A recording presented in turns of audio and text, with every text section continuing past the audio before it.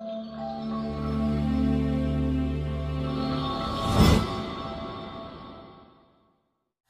Everyone, नमस्कार, सत श्री अकाल, आदाब। आप सभी का आपके अपने यूट्यूब चैनल डिजिटल मास्टर्स में स्वागत है। आज की इस वीडियो के अंदर हम रीट 2021 लेवल फर्स्ट की मैथमेटिक्स आंसर की को दिखाने वाले हैं, ताकि आप लोगों को पता चले कि आपने रीट में मैथ्स के कितने आंसर सही करे हैं और कितने गलत कर दिए हैं। ठीक है, तो अभी तक जिसने हमारे इस यूट्यूब चैनल को सब्सक्राइब नहीं किया है वो सब्सक्राइब कर दें, और जिसने अभी तक इस वीडियो को लाइक नहीं किया है वो लाइक भी कर दें। साथ ही बेल आइकन का बटन भी दबाएं, ताकि आने वाले सभी वीडियो आपको सबसे पहले मिल सके, और जितना हो सके उतना अपने दोस्तों के अंदर शेयर करें, ताकि उनको भी पता चल सके कि उन्होंने कितने आंसर सही करे हैं। तो रीट का पेपर देख के इतना ईजी पेपर, हलवा, एकदम हलवा पेपर आया है। मेरे पास एक पेपर है, तो इसकी जो पेज नंबर 43 पर है, इसमें मैथ्स स्टार्ट हो रही है। तो आइए मैथ्स का हम फर्स्ट क्वेश्चन पढ़ रहे हैं, जिसमें ये कह रहा है the non terminating recurring number 0.123 bar is equal to the fraction, यानी कि अनवसानी आवर्ती संख्या 0.123 बार के बराबर भिन्न है। ये ऑप्शन लिख दी है, मैं इन चारों में से कौन सा सही है आपको ये बताना है। ये हम क्वेश्चन क्लास 9th में पढ़ते हुए आ रहे हैं। मैं इसके अंदर आपको कॉम्पिटिटिव एग्जाम की तरह ना बता के, बल्कि मैं आपको इसको सॉल्व करके दिखाऊंगा, ताकि आप एग्ज़ाम, अगर किसी और एग्ज़ाम की तैयारी कर रहे हो तो आपको मालूम चले कि इस टाइप के क्वेश्चन करने किस तरीके के होते हैं। तो आपको दे रखा है 0.123 बार, यानी केवल 3 के ऊपर बार लग रहा है, यानी 3 एक ऐसे डिजिट है जो बार बार रिपीट हो रही है। तो आप एक काम करें, इसको x मान लें और 3 को रिपीट कर लें। ये 3 आपका इस तरीके से रिपीट हो रहा है। जितनी डिजिट रिपीट हो रही है उतने से इसको मल्टीप्लाई कर दें। इसको करेंगे मल्टीप्लाई तो 1.233, इसको इक्वेशन फर्स्ट बोल दो, इसको इक्वेशन सेकंड बोल दो, फिर इक्वेशन सेकंड में से इक्वेशन फर्स्ट को माइनस कर दीजिए, यानी 10x इज इक्वल्स टू 1.233 और x इज इक्वल्स टू 0.1233। ये कट 3 में से 2 माइनस हुआ 1, 2 में से 1 माइनस हुआ 1, 1 में से 0 माइनस हुआ 1, और 10 में से 1 माइनस हुआ तो 9x। 9 इसकी मल्टीप्लाई में, देन डिवाइड में जाएगा और पॉइंट हटाएंगे तो 2 जीरो इसको कट करेंगे तो 37/300, यानी कि आपका ऑप्शन नंबर, ये सो बाय मिस्टेक हो गया, 37/300, यानी कि आपका ऑप्शन नंबर सी बिल्कुल सही आंसर है। जिसने भी सी ऑप्शन को ऊपर करेक्ट करा है उसका ये आंसर बिल्कुल सही है। क्वेश्चन नंबर 92 में कह रहा है कि the cost of 16 coins of 50 पैसा इज इक्वल्स टू, यानी कि 50 पैसे के 16 सिक्के का मूल्य कितना हुआ। तो 16 सिक्के 50 पैसों से डायरेक्ट सीधी सी बात है 8 रुपये हो गया। अब इनमें से जो नीचे आपको शर्तें दी हुई हैं, जो आपको ऑप्शन दिए हुए हैं, इसमें से 8 रुपये किसका सम हो रहा है आप एक चेक कर लीजिए। 1 रुपये के 4 सिक्के यानी कि 4 रुपये, प्लस 2 रुपये के 3 सिक्के यानी 6 रुपये, 10 रुपये, यानी ऑप्शन ए तो हमारा गलत है। उसके बाद 2 रुपये के 3 सिक्के यानी कि 6 रुपये, प्लस 25 पैसे के 8 सिक्के यानी कि 2 रुपये, यानी कि 8, यानी हमारा ऑप्शन नंबर बी बिल्कुल सही है। आप लोगों ने जिसने भी ऑप्शन बी पे टिक करा होगा, राइट लगाया होगा, उसका वो बिल्कुल आंसर सही है। अब क्वेश्चन नंबर 93 अवरोही क्रम कह रहा है। अवरोही क्रम का मतलब होता है बड़े से छोटे के अंदर लिखना, यानी सबसे पहले सबसे बड़ा नंबर आएगा, फिर छोटा आएगा, फिर सबसे छोटा आएगा। तो इसमें आपको ये 3 नंबर दे रखे हैं, 2/7, 3/13 और 5/6। तो इस टाइप के क्वेश्चन को करने के लिए आपको एलसीएम लेना पड़ता है। तो एलसीएम आप लोगे क्या आएगा, 7 × 13 × 6। तो 7 से 7 हट गया, यानी 2, ये 3, ये 5। तो 2 किससे मल्टीप्लाई होगा, 78 से, कॉमा 3 किससे मल्टीप्लाई होगा, 13 से 13 हट गया, यानी 42 से, इंटू अब 6 हट गया, यानी किससे मल्टीप्लाई होगा, 91 से, क्योंकि 13 से 1 91। अब आइए इसको मल्टीप्लाई कर लेते हैं, 156, इसको मल्टीप्लाई कर लेते हैं 126, और इसको मल्टीप्लाई कर लेते हैं। तो आपने देखा कि सबसे बड़ा नंबर ये आ रहा है 455, यानी कि 5 से निकल कर आ रहा है, यानी कि 5/6। उसके बाद 156 यानी कि 2/7, और उसके बाद 3/13। तो आइए देखते हैं कौन सा ऑप्शन से मैच हो रहा है हमारे, 5/6, 2/7 और 3/13, यानी कि ऑप्शन नंबर ए आपका बिल्कुल करेक्ट आंसर है। जिसने भी ऑप्शन ए भरा होगा वो उसका बिल्कुल आंसर एकदम सही है, उसके कई नंबर कटने की गुंजाइश नहीं है। आइए क्वेश्चन नंबर 94 की तरफ देखते हैं, क्या कह रहा है, द वैल्यू ऑफ, आपको इसका मान बताना है, यानी कि माइनस का 1 ईच 3/5 माइनस 2 ईच 2/3 माइनस का 4 5/6। ठीक है, अब आइए इसको हम क्या करते हैं, पहले ये हमें मिश्रित भिन्न में दे रखा है, यानी कंपोजिट मिक्स फ्रैक्शन में दे रखा है, तो हम इसको सिंपल फ्रैक्शन में चेंज करते हैं। यानी कि माइनस का 8/5 माइनस इसको करेंगे तो 3 2 जा 6 और 2 8/3 माइनस 29/6। अब हम इसका एलसीएम ले लेते हैं, 8/5 माइनस इसका एलसीएम आएगा 6, तो 16 माइनस 29 यानी माइनस का 8/5 माइनस का 13/6 माइनस माइनस प्लस यानी कि माइनस का 8/5 प्लस 13/6। अब आप इसका एलसीएम ले लीजिए तो आप क्या आएगा, माइनस का 48 प्लस 65 यानी कि 17/30। तो आपका आंसर आया 17/30। तो देख लीजिए आपका कौन सा ऑप्शन सही आ रहा है, डी ऑप्शन सही आ रहा है। इसका ऑप्शन डी बिल्कुल सही है, बहुत ही इजी पेपर आया है। अब आइए हम क्वेश्चन नंबर 95 देखते हैं। क्वेश्चन नंबर 95 क्या कह रहा है कि बड़ी से बड़ी वे संख्या जिसमें 244 और 252 को विभाजित करने पर प्रत्येक स्थिति में 4 शेषफल प्राप्त होता है वह संख्या है। तो 4 शेषफल प्राप्त हो रहा है तो हम पहले 4 को ही माइनस कर देते हैं ताकि शेषफल का हमारा नाटक ही ना रहे। यानी 244 में से 4 माइनस करा तो 240 और 2052 में से 4 को माइनस करा तो 2048। अब हम क्या करेंगे, इसका अंदर हमें पता करना है कि कौन सी बड़ी से बड़ी संख्या है जिसका इसमें दोनों में भाग जा सकता है। तो जब भी हमें ऐसा पता करना होता है तो हम एचसीएफ यानी कि महत्तम समावर्तक निकालते हैं। तो आइए इसके महत्तम समावर्तक निकालने के हमारे पास 2 तरीके होते हैं, एक तो अभाज्य गुणनखंड विधि से और एक यूक्लिड विभाजन विधि से। तो अगर हम कॉम्पिटिटिव एग्जाम लड़ रहे हैं तो हम इसके अंदर यूक्लिड विभाजन से करने की कोशिश करते हैं। यानी 2448 को 240 से हमने इसको डिवाइड करना चाहा। तो सबसे पहले मैंने 8 टाइम्स डिवाइड करा। 8 टाइम्स डिवाइड करने पर हमको क्या मिलेगा देखते हैं, आइए 1920 माइनस करते हैं तो 128 बचा। अब ये 240 इधर आ जाएगा, 1 टाइम्स में 120 इधर बचा 112। अब इधर आ जाएगा 120, तो इधर 1 टाइम्स में दिया तो इधर बच गया कितना 16 और इधर 112 आया यानी कि 7 टाइम्स में। रिमाइंडर 0 आती है, हमारा जो भाजक होता है जिसका हम भाग देते हैं वो हमारा एचसीएफ हो जाता है, यानी कि 16 हमारा आंसर आया है। तो 16 के लिए ऑप्शन नंबर बी बिल्कुल सही आंसर है, ऑप्शन नंबर बी। ठीक है, आइए अब क्वेश्चन नंबर 96 की ओर बढ़ते हैं।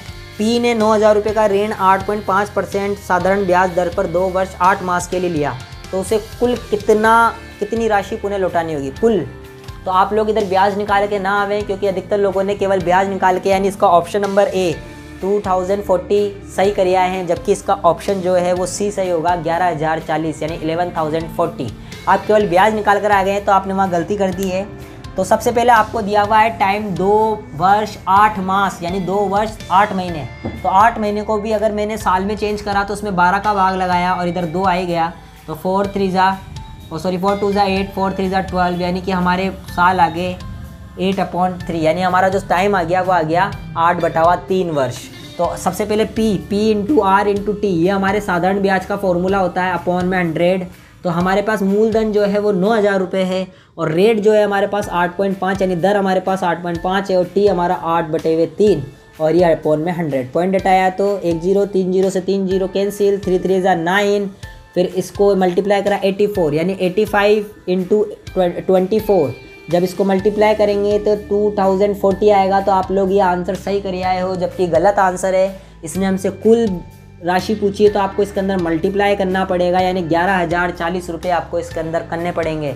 एग्जामिनर ने आपको ऑप्शन में 2,040 और 11,040 दोनों दिए हैं, तो आप लोगों ने 2,040 भर के गलती कर दी है, इसलिए आपको इसके अंदर क्या भरना था 11,040। अगर ये आपसे केवल ब्याज पूछता तो आपका ऑप्शन ए सही होता, लेकिन उसने कुल राशि कितनी लौटानी पड़ेगी 11,040 लौटानी पड़ेगी। ठीक है, आइए क्वेश्चन नंबर 97 देखते हैं क्या कह रहा है। बहुत ही ट्रिकी क्वेश्चन है 97, बहुत पागल बनाने की कोशिश करी एग्जामिनर ने हमें कि एक 22 सेंटीमीटर और 4 सेंटीमीटर आयताकार कागज को मोड़कर एक 4 सेंटीमीटर ऊंचाई का बेलन बनाया तो उसका वृत्त पृष्ठीय क्षेत्रफल ज्ञात कीजिए। अरे एक बात बताइए, आप लोगों ने इसके अंदर आर, रेडियस, ऊंचाई, पता नहीं क्या क्या निकालने की कोशिश करी। ऐसा कुछ नहीं करना है। जो आपका कागज है, जो उसका पृष्ठीय क्षेत्रफल होगा वही आपके बेलन का पृष्ठीय क्षेत्रफल होगा। तो कागज का पृष्ठीय क्षेत्रफल है लंबाई इंटू चौड़ाई यानी कि 22 इंटू 4 यानी कि 28 और यही आपके बेलन का वक्र पृष्ठीय क्षेत्रफल होगा, यानी कि आपका ऑप्शन नंबर बी बिल्कुल इस क्वेश्चन का आंसर है। ऑप्शन नंबर बी बिल्कुल देख लीजिए। आइए नेक्स्ट क्वेश्चन में देखते हैं हम क्वेश्चन नंबर 98। क्वेश्चन नंबर 98 के लिए एक डायग्राम आपको पेपर में दिया हुआ आया है। चलिए मैं बना देता हूँ इसको। इस तरीके से एक डायग्राम बनाया है, ए बी सी डी, ये ई और एफ। आपको ये वाली वैल्यू पता करनी है, ठीक है, ये वाली वैल्यू पता करनी है जिसको मैंने x मान लिया। और ये कह रहा है कि आपका OE और OF आपका समद्विभाजक है। क्या है? समद्विभाजक। यानी कि ये 25 दे रखा है तो ये भी आपका क्या होगा? 25 होगा। अभी पूरी लाइन जो है आपकी 130 की होती है, जिसमें से ये आपका 50 डिग्री निकल गया, तो ये कितना बचा? 130 डिग्री। अब जब ये 130 डिग्री बचा है तो इसका समद्विभाजक करें तो ये भी 65 और ये भी 65, यानी कि आपका जो कोण COF का मान होगा वो आपका 65 होगा। यानी ऑप्शन नंबर बी आपका बिल्कुल सही है। इसके अंदर आप ऑप्शन नंबर बी को करेक्ट कर लीजिए। अब बात करते हैं क्वेश्चन नंबर 99 की। क्वेश्चन नंबर 99 देखे क्या कह रहा है? एक वर्गाकार मैदान का क्षेत्रफल, वर्गाकार मैदान का क्षेत्रफल यानी भुजा स्क्वायर आपको दे रखा है 6400 वर्ग मीटर यानी मीटर स्क्वायर। तो अगर इधर से मैं भुजा निकालना चाहूँ तो कितनी निकल जाएगी? 80 मीटर। उसके बाद ये कह रहा है कि एक व्यक्ति इस मैदान के 4 चक्कर लगाता है, इस परिमित 5 चक्कर लगाता है इस परिमित के। तो पहले एक चक्कर में कितनी दूरी तय कर रहा है? भुजाएं वर्ग में 4 भुजाएं होती हैं, तो अगर एक भुजा 80 की है तो चारों भुजाएं मिलकर कितनी हो गई? 320 मीटर की हो गई। अगर एक चक्कर में वो 320 कर रहा है तो 5 चक्कर में कितना करेगा? 1600 मीटर। लेकिन आपको एक भी आंसर देकर इसमें 160 मीटर दे रखा है, तो यानी ऑप्शन बी तो आपका बिल्कुल गलत हो गया। ऑप्शन बी तो आपको करना ही नहीं है। उसके बाद ए दे रखा 320 मीटर, यानी आपका ये ऑप्शन ए भी गलत हो गया। तो 1600 मीटर से हमें किलोमीटर में कन्वर्ट करते हैं तो 1.6 किलोमीटर, यानी कि आपका ऑप्शन नंबर सी बिल्कुल सही आंसर है इसका, ऑप्शन नंबर सी। अब हम बात करते हैं क्वेश्चन नंबर 100 कि 2 मीटर 1.5 मीटर 1 मीटर नाप की टंकी के पानी की टैंक को एक नल द्वारा 20 लीटर प्रति मिनट की गति से बढ़ने में लगा समय ज्ञात कीजिए। अब एक बात बताइए, हमें टंकी का आयतन पहले मालूम चले तो टंकी का आयतन क्या हो जाएगा? लंबाई इंटू चौड़ाई इंटू ऊंचाई, यानी 2 इंटू 1.5 इंटू 1, यानी कि 3 मीटर क्यूब। अब मीटर क्यूब को लीटर में कन्वर्ट करना है तो 1000 से मल्टीप्लाई करा यानी 3000 लीटर। अब इसमें टाइम लग रहा है 20 लीटर प्रति मिनट, तो 150 मिनट। लेकिन हमने देखा कि हमारे ऑप्शन के अंदर सभी मिनट के अंदर तो केवल 9 मिनट दे रखा है, यानी कि ऑप्शन ए तो गलत हो गया, ऑप्शन सी भी गलत हो गया। अब बी और डी में से चेक करना है तो 150 मिनट को घंटे में चेंज करा तो 2 घंटे 30 मिनट, यानी कि आपका ऑप्शन नंबर डी बिल्कुल सही है।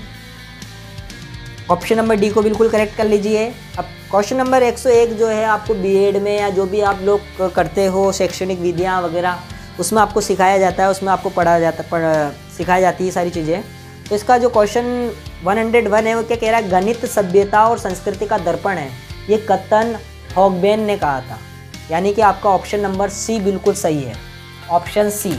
101 का ऑप्शन सी बिल्कुल सही आंसर है। उसके बाद 102 क्वेश्चन कह रहा है अलग अलग भागों को जोड़ना, ये सिद्धांत कहलाता है। 2 भागों, एक या मतलब हम अलग अलग भागों को जोड़ते हैं तो वो संश्लेषण कहलाता है, क्योंकि विश्लेषण तो अलग चीज़ हो गई, यानी कि उसको तोड़ना हो गया, एक तरीके से अलग अलग करना हो गया। लेकिन हमें संश्लेषण का मतलब होता है कि साथ जोड़ना, अलग अलग भागों को जोड़ना, संश्लेषण, यानी कि आपका ऑप्शन नंबर इसका बी बिल्कुल सही है, ठीक है। उसके बाद क्वेश्चन नंबर 103 क्या कह रहा है? आइए देखते हैं। उपचारात्मक शिक्षण की सर्वाधिक सफलता निर्भर करती है। अब देखो समय व अवधि पर ये कोई मैटर नहीं करता। ऑप्शन बी देखें, समस्या के कारणों को सही पहचान पर। अगर आप समस्या के कारणों को सही पहचान लोगे तो आप उसको आराम से सफल हो जाओगे, उसको सॉल्व कर लोगे तो सफल हो जाओगे। यानी इसका ऑप्शन नंबर जो बी है वो आपका बिल्कुल सही है। उसके बाद क्वेश्चन नंबर 104 देखिए क्या कह रहा है कि गणित में मूल्यांकन के सोपानों को सही क्रम बताएं। परिस्थिति की पहचान, उद्देश्यों का चयन, मूल्यांकन विधियों का चयन, प्रमाणों की संख्या या मूल्यांकन प्रविधियों का निर्माण। देखो सबसे पहले आप किसी भी चीज़ को सॉल्व करना चाहते हो गणित में तो सबसे पहले उद्देश्य का चयन करो। जब आप उद्देश्य का चयन कर लोगे यानी आपका सबसे पहला आ गया 2। उसके बाद परिस्थिति की पहचान करो यानी कि 1 नंबर पे। फिर उसके बाद आप एक काम करो, मूल्यांकन विधियों का चयन करो कि हमें कौन सी विधि का यूज़ करना है इसको मूल्यांकन करने के लिए, यानी कि 3।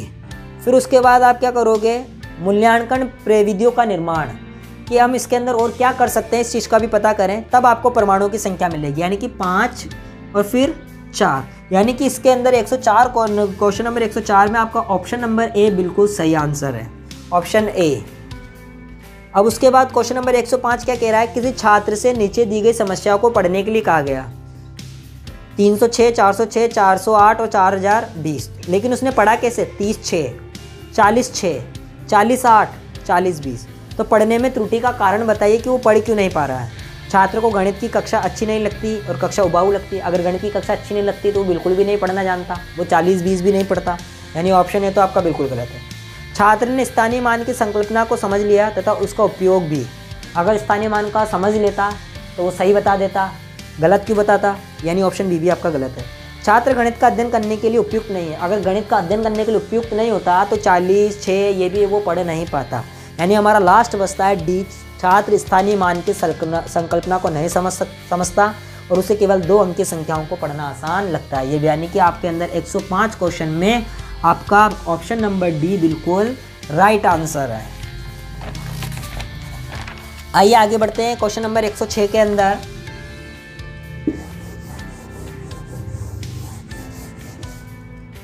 एक करोड़ 1,01,101 का अंकीय रूप है, यानी 106 क्वेश्चन के अंदर आप ऑप्शन नंबर बी को सही कर दीजिए बिल्कुल। 107 क्वेश्चन नंबर देखते हैं हम लोग क्या कह रहा है, 3 1 P 5, 3 का गुणज है यानी 3 का भाग पूरा जाता है। जहाँ P दाई का अंक है तो P का अधिकतम मान बताइए, यानी P का सबसे बड़ा मान बताना है। तो देखो 3 और 1 4, 4 और 5 9, यानी कि हम 3 के अंदर उसी संख्या का भाग दे सकते हैं जिसका सम 3 आ जाए या 3 के अंदर भाग जाता है, तो 9। अब 9 में तो 3 का भाग जा रहा है, यानी P की जगह भी हमें ऐसा रखना है जिसके अंदर 9 का भाग जाता है। तो 9 में 9 जोड़ता हूँ तो 18, 18 में 3 का भाग जाता है, यानी P की जगह अधिकतम मान जो है वो 9 हो सकता है, यानी कि आपका ऑप्शन नंबर ए बिल्कुल सही है। उसके बाद क्वेश्चन नंबर 108 देखते हैं। आइए, 25 + 12 × 33 - 25 / 5। पहले 25 में 5 का भाग दिया, तो 5, फिर इसको गुणा करा तो 396 - 5, 25 में से 5 माइनस करा तो 20, 396 में 20 जोड़ा तो 416, यानी कि आपका ऑप्शन नंबर सी इस क्वेश्चन का आंसर है। जल्दी से लिख लीजिए सभी, अपने आंसर मैच करते जाए सभी के सभी। अब क्वेश्चन नंबर 109 चेक करते हैं क्या कह रहा है। तो आइए अब क्वेश्चन नंबर 109 देखते हैं। वह कौन सी छोटी से छोटी संख्या है जो 1 से 10 तक की संख्याओं से विभाज्य है। जब भी इस टाइप के क्वेश्चन आते हैं तो आपको एलसीएम निकालना होता है, यानी 1 से 10 तक का एलसीएम। तो 1 को हम लिख सकते हैं 1, 2 को हम लिख सकते हैं 2 की पावर 1, 3 को लिख सकते हैं हम 3 की पावर 1, 4 को लिख सकते हैं हम 2 की पावर 2, 5 को लिख सकते हैं हम 5 की पावर 1, 6 को लिख सकते हैं हम 2 की पावर 1 × 3 की पावर 1, 7 को लिखेंगे हम 7 की पावर 1, 8 को लिखेंगे हम 2 की पावर 3, 9 को लिखेंगे 3 स्क्वायर और 10 को लिखेंगे हम 2 की पावर 1 × 5 की पावर 1। एलसीएम का मतलब होता है मैक्सिमम पावर ले लेते हैं हम सभी का, यानी 1 और 2 की मैक्सिमम पावर है क्यूब, 2 की पावर क्यूब इंटू, फिर हम ले लेते हैं 3 की पावर 2 इंटू, फिर उसके बाद आ रहा है 5 की पावर 1, 7 की पावर 1। इन सभी नंबर को सॉल्व करते हैं। जब हम इनको सॉल्व करेंगे तो हमारे पास निकल कर आएगा 2520, यानी कि आपका ऑप्शन नंबर सी बिल्कुल करेक्ट आंसर है। यानी कि आपने जिसने भी ऑप्शन नंबर सी को राइट किया है उसका उन सभी का आंसर सही है। आइए अब हम क्वेश्चन नंबर 1010 देखते हैं क्या कह रहा है। क्वेश्चन नंबर 110, संख्या 6032104 में 3, 4 तथा 5 के स्थानीय मानों के गुणनफल बराबर हैं। तो देखो सबसे पहले 5 इकाई के स्थान पर है तो 5 × 1 इंटू गुणनफल लगाना है इसलिए इंटू, फिर 4, 4 आपके दहाई के स्थान पर है इसलिए 10 से गुणा होगा 10 इंटू, उसके बाद 3 जो है आपका इकाई, दहाई, सैकड़ा, हजार, 10,000, लाख, 3 लाख के ऊपर है। इकाई, दहाई, सैकड़ा, हजार, 10,000, लाख, 3 लाख। इन सभी को मल्टीप्लाई करते हैं, 5 चौक 20, तो 1 2 3 4 5 6 जीरो तो है ही, 1 2 3 4 5 6, 5 चौक 20, 20 तिया 60, ये 60, यानी कि इकाई, दहाई, सैकड़ा, हजार, 10,000, लाख, 10 लाख, करोड़, यानी 6 करोड़। इसका ऑप्शन नंबर आपका डी बिल्कुल करेक्ट आंसर है, डी। इसका आंसर आपका डी बिल्कुल सही है। उसके बाद क्वेश्चन नंबर 111 यानी कि 111 क्या कह रहा है, 2 अंकों की सबसे बड़ी व सबसे छोटी अभाज्य संख्या। तो 2 अंकों की सबसे बड़ी अभाज्य संख्या 97 है और सबसे छोटी अभाज्य संख्या 2 अंकों की वो 11 है। इसमें से इसको माइनस करोगे तो 86। इसका ऑप्शन नंबर बी बिल्कुल करेक्ट आंसर है, ऑप्शन नंबर बी। उसके बाद क्वेश्चन नंबर 112 में आप लोगों ने अधिकतर गलती ये कर दी होगी कि आपने क्वेश्चन सही नहीं पढ़ा। 12 दर्जन पेन का मूल्य दे रखा है 720, ना कि 1 दर्जन पेन का। तो पहले आपको 12 दर्जन पेन में कितने पेन होते हैं, 144 पेन होते हैं, क्योंकि 12 दर्जन और 1 दर्जन में 12, तो 12 दर्जन में 144 पेन। 144 पेन का मूल्य 720 रुपये है, तो 720 में 144 का भाग देंगे तो 5 रुपये, यानी कि 1 पेन का मूल्य 5 रुपये आया है। इसने हमसे 25 पेनों का मूल्य पूछा है, तो 5 × 25 यानी कि 125 रुपये इसका आंसर होगा। आप लोग अधिकतर इसका 1500 रुपये आंसर कर आए होंगे जब आपने इसको दर्जन से नहीं देखा होगा, आपने केवल इसको 1 दर्जन पढ़ लिया होगा। तो आप लोग ध्यान दें, इसका ऑप्शन नंबर जो है वो बिल्कुल सी जो है वो करेक्ट आंसर है। इसके बाद हम बात करते हैं क्वेश्चन नंबर 113 की। क्वेश्चन नंबर 113 कह रहा है 5 छात्रों का औसत भार, यानी तो छात्र दिए हुए हैं तुम्हें 5, ठीक है, उनका औसत भार 40 किलोग्राम दे रखा है। यानी औसत का फॉर्मूला मैं जानता हूँ क्या होता है, राशियों का योग बटे हुए राशियों की संख्या। तो औसत हमें दे रखी है 40 और राशियों का योग जो है हमें नहीं मालूम, तो हमने यहाँ लिख लिया 5 छात्रों का योग, 5 छात्रों का भार का कुल भार बटे हुए राशियों की संख्या जो कि 5 दी हुई है, 5 भाग में तो गुणे में जाएगा यानी 200, यानी 5 छात्रों का कुल भार कितना आ गया 200 किलोग्राम। लेकिन इसमें क्या कहा गया है कि एक छात्र जिसका भार 50 किग्रा है यानी 50 किलोग्राम है उसे छोड़ दिया जाता है, तो शेष 4 जनों का कितना बचा 150, यानी 150 में 4 का डिवाइड कर दोगे तो औसत भार निकल कर आ जाएगा। कैसे, 4 त्रिक 12 बच गया 3, 4 7 28 बच गया 2, 4 5 20, यानी 37.5 किलोग्राम इसका आंसर आएगा। यानी आपका ऑप्शन नंबर बी बिल्कुल करेक्ट आंसर है, ऑप्शन नंबर बी आपका बिल्कुल करेक्ट है। आइए अब क्वेश्चन नंबर 114 यानी कि क्वेश्चन नंबर 114 की ओर बढ़ते हैं। क्वेश्चन नंबर 114 क्या कह रहा है, एक वस्तु 10% लाभ से विक्रय मूल्य 330 रुपये में बेची जाती है, तो उस वस्तु का क्रय मूल्य ज्ञात करो। मैंने मान लिया कि वस्तु का क्रय मूल्य x है और x का 10% यानी 10x बटे हुए 100, इन दोनों को मिला के 330 रुपये में बेचा गया है। इसको अगर हम प्लस करते हैं तो 110x बटे हुए 100, क्योंकि एलसीएम लिया 330, 1 0 से 1 0 कैंसिल, फिर 11 1 जा 11, 11 3 जा 33, तो 100 इसके डिवाइड में है तो मल्टीप्लाई में, यानी कि 300। आपका जो क्रय मूल्य है वो 300। तो इसका ऑप्शन नंबर जो है वो डी आपका बिल्कुल करेक्ट आंसर है। जिसने भी ऑप्शन डी लगाया है वो बिल्कुल करेक्ट है। क्वेश्चन नंबर 115, एक विद्यालय में श्रमदान शिविर के अंतर्गत 12 छात्र यानी छात्र हैं आपके पास 12 और समय है आपके पास 7 घंटे। यदि उतना ही भाग 6 घंटे में साफ करना है, तो अब हमें टाइम कम चाहिए, तो इसका मतलब क्या हुआ, छात्र ज़्यादा, यानी ये ज़्यादा बड़ा होगा और ये ऊपर वाला बड़ा होगा। यानी इस वाले केस में इसको इससे मल्टीप्लाई कर देते हैं और इसको 6 से डिवाइड करते हैं, तो 14 आवर्स यानी कि 14 घंटे सफाई करने में लगेंगे। यानी कि इसका ऑप्शन नंबर ए बिल्कुल करेक्ट है। ठीक है, तो क्वेश्चन नंबर 16 देखते हैं। 20 मीटर लंबी, 5 मीटर ऊंची और 50 सेंटीमीटर मोटी दीवार जिसमें 2 दरवाजे 2 मीटर 1.5 मीटर माप के हैं, बनाने में 25 सेंटीमीटर 16 सेंटीमीटर और 10 सेंटीमीटर माप की कितनी ईंटों की आवश्यकता होगी। तो क्वेश्चन नंबर 116 यानी 116 क्या कह रहा है कि एक दीवार है। अब दीवार का आयतन याद कर लेते हैं, लेकिन दीवार की आपने मोटाई देखी होगी सेंटीमीटर में दे रखी है, तो आप इसको मीटर में कन्वर्ट कर लो। तो 20 × 5 × 0.50, ये हमने इसका वॉल्यूम पता करा यानी आयतन पता करा है। तो इसका आ गया आयतन 50 मीटर क्यूब।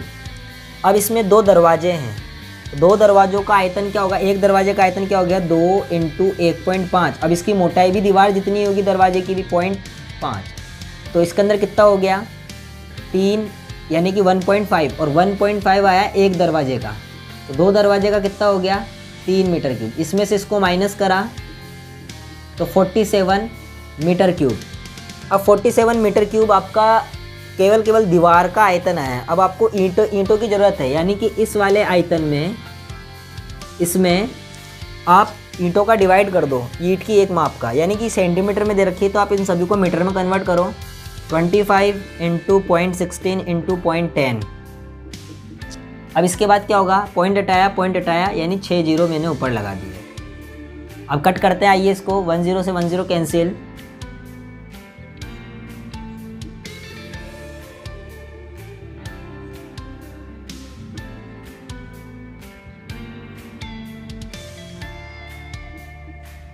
टू 250 को 47 से मल्टीप्लाई करा,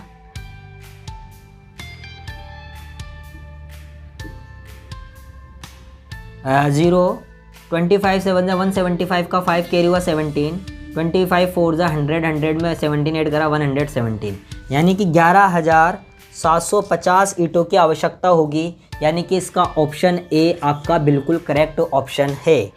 ठीक है, आइए अब क्वेश्चन नंबर 117 देखते हैं क्या कह रहा है। 117 कि इस तरीके से एक डायग्राम दिया हुआ है, आपको फिगर दिया हुआ है। इसमें आपको 140 डिग्री ये दिया हुआ है और 100 डिग्री ये दिया हुआ है। आपसे ये वाला मान पूछा है तो आपने इसको आगे बढ़ाया। अगर ये 140 है तो ये भी 140 होगा, एकांतर अंत्यकोण। अगर ये 140 है तो ये भी 40 होगा, और ये 100 है तो ये 80 होगा। 80 और 40 120, तो ये कितना हो गया 60। यानी कि क्योंकि त्रिभुज के तीनों कोणों का योग 180 होता है, 80 40 120 और ये 60। यानी कि आपका ऑप्शन नंबर बी बिल्कुल करेक्ट आंसर होगा इस वाले क्वेश्चन का।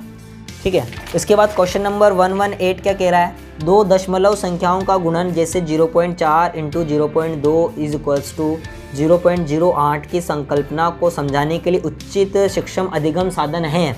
तो इसके लिए आप सबसे अच्छा जो साधन है वो है ग्राफ पेपर। पॉइंटों को समझाने के लिए, दशमलव को समझाने के लिए ग्राफ पेपर, यानी कि ऑप्शन नंबर डी आपका करेक्ट आंसर है। किसका, क्वेश्चन नंबर 118 का ऑप्शन नंबर डी बिल्कुल करेक्ट आंसर होगा। क्वेश्चन नंबर 19 के अंदर 9 का मिलान चिन्ह, 9 कैसे करते हैं हम, 1 2 3 4 5 6 7 8 9। तो इस तरीके का देखिए आप कहाँ हैं, आप लोग देखोगे ऑप्शन नंबर सी के अंदर, यानी कि क्वेश्चन नंबर 119 का जो करेक्ट आंसर है वो है ऑप्शन नंबर सी। उसके बाद हम बात करते हैं क्वेश्चन नंबर 120 की, यानी 120 की। एक व्यक्ति का मासिक वेतन 24,000 रुपये है, उसके शिक्षा पर किए व्यय को पाई चार्ट पर दर्शाने वाले त्रिज्यखंड का त्रिज्य का केंद्रीय कोण 60 डिग्री है। यानी कि हम जानते हैं कि पूरा जो व्रत होता है वो 360 डिग्री का होता है, यानी 60/360 × 24,000।